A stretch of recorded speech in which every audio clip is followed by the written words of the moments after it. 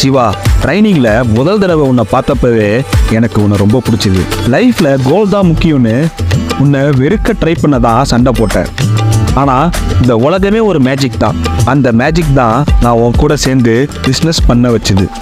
இப்போ நீ எனக்கு பிஸ்னஸ்ல மட்டும் பார்ட்னரா இல்லாம லைஃப்லயும் பார்ட்னரா ஆகணும்னு ஆசைப்படுறேன்.